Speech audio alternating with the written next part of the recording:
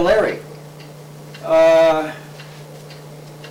Well, he was all right. I guess he, in a way, you know what I mean, he had his ways about him, you know what I mean. I knew him real well, and I voted for him, but I mean, as far as doing things, he wasn't, I don't think he was as aggressive as Charlie Halsworth. What is your opinion of the Anaconda Company in your years of growing up in Butte? Do you think the company was good or bad for Butte?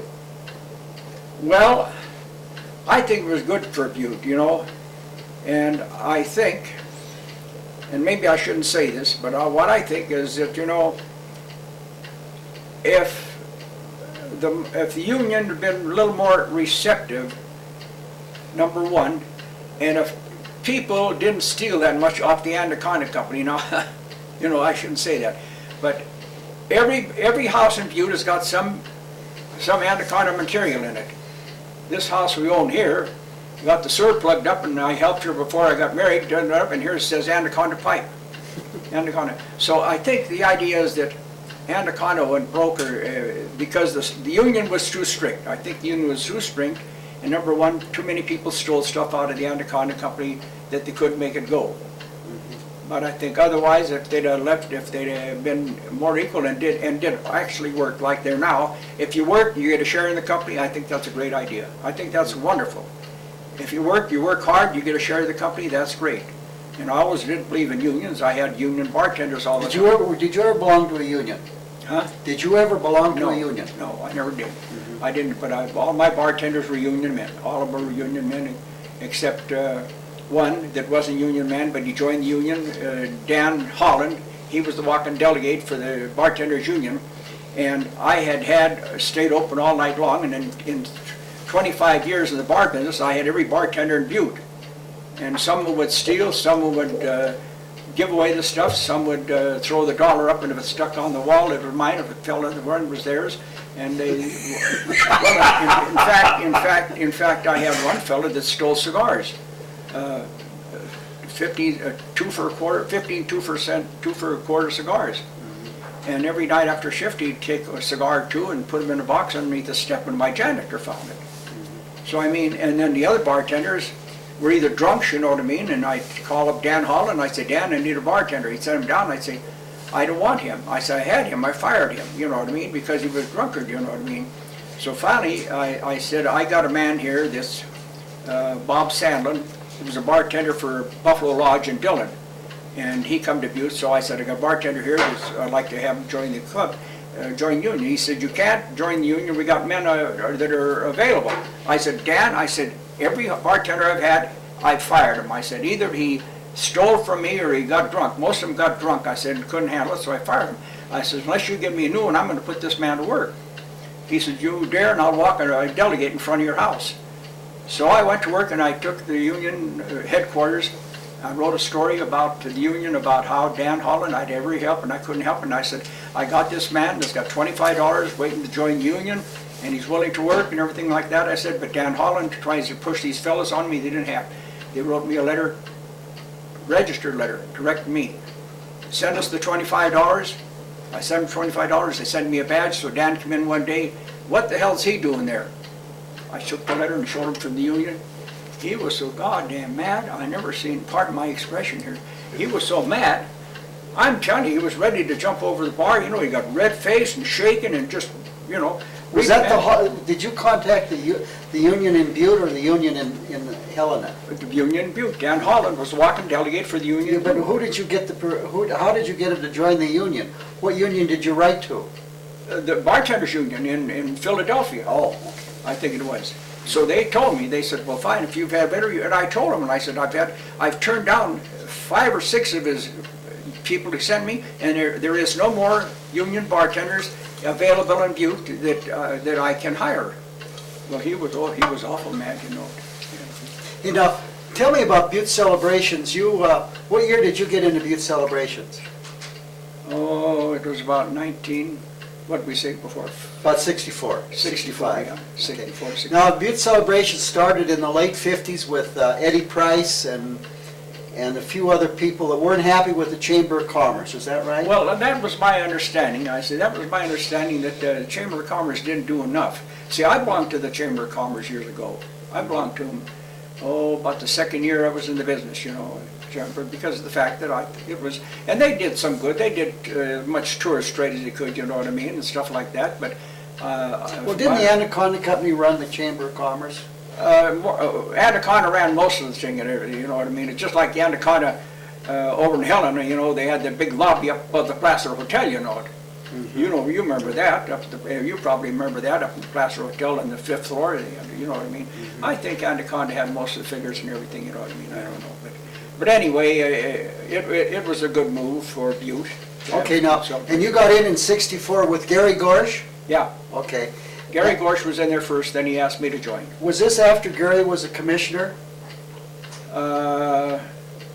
Mm-hmm. So, and you were still at the airport? I was still at the airport. Okay. Yeah. I took Gary Gorsh's place at the airport. Oh, okay. And he became the commissioner. Oh, I see. Okay. And where did the Butte Celebrations, where was their office at when you were a member? Actually, we just held it wherever we get, like the library or down to Civic Center. Most of the Civic Center, just places where you could get for nothing and do something, to have meetings and stuff like that, and stored our stuff. We stored a lot of stuff in the Civic Center. Okay, and that was for the 4th of July parade, right?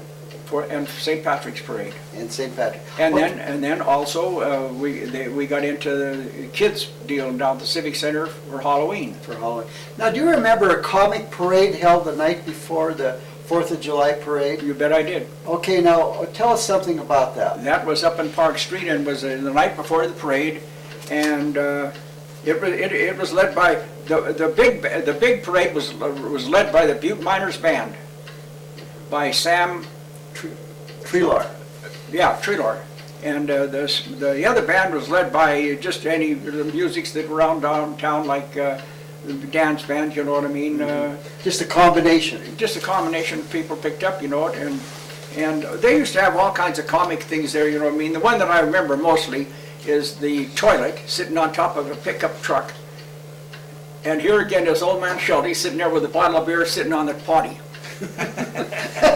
Old George, huh? Old George, yeah. And the front of it was the regular outhouse, but the front door was open, and here's Shelby sitting there. Of course, he didn't have his pants off. He's sitting there and drinking a bottle of beer, And that was one of them. And then another was a lot of clowns. We had a lot of clowns and a lot of trumpet players and a lot of flag bearers. And, do you know, was that going before your time? I've seen that. I've seen that. I witnessed that personally. Well, I saw the comic parade, but when did it start, do you suppose? I don't remember, but it was the night before the big parade. Yeah. It was a comic parade. And do you recall when it ended? Before you got into Butte Celebrations? Yeah, it ended before we got in that, yeah, because what it did, it was too much, it was too much drinking and too much reproduction. The same thing happened the night before as happened at the big parade. Yeah, okay. So that continued. Now, when you first got into Butte Celebration, the parade was just uptown, wasn't it? Exactly, uptown. Where did it start? We started at the same place we usually do, you know what I mean? On East Park? On East Park, and we go over Park Street and down Montana. And then for a while we go over Park and down Arizona, but both of them were too steep. Where were the Silver homes? Yeah, in Arizona. Go down Arizona, and that was too narrow, but it was also too steep, and we pretty lost a couple of floats there, and lost a couple on Montana Street, so that's when we decided to take it to the flat, I recall one time where a truck with brakes, the brakes went out, and it actually ran into another float. Right, it did, right on Montana Street. It went into float, and if it went a little further, it went into Corner Saloon. And it was a logging truck, wasn't it? A logging truck, yeah. Logging truck that was in there. And it went to the float, and the float went almost to the Corner Saloon.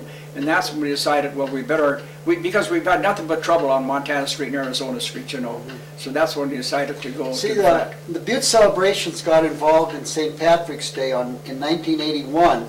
And I think that was the same year that they switched the parade from uptown to the flat. Yeah. Because that way, by having St. Patrick's Day uptown, it pacified some of the people, and then having the 4th of July parade on Harrison Avenue. You're right. Yeah.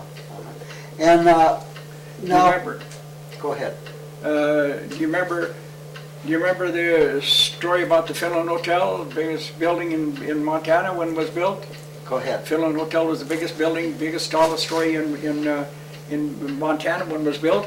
And then the first traffic light, the way theory here holds it, the first traffic light in Montana was put on Park and Main Street in Butte. The first stoplight was going to Park and Butte. And Tom, what the heck's the policeman's name, told me this story about Go ahead. First traffic light in Montana. Policemen, after they got the first traffic light in Montana, and Montana was supposed to be in Park and Main, well, for the first week or so, they had a policeman, a big Irish policeman, standing on the corner, because people weren't used to that. A lot of people were going through the light, wasn't paying no attention to it, Now, as Tom told me the story, he was a policeman too, I'll think of his name later. He told me the story. Anyway, this big Irishman was standing there by the Royal Theater and had the light going on. And finally, this car went through the light and went through the red light. And this Irish policeman blew that whistle. You know how the shrill whistle was?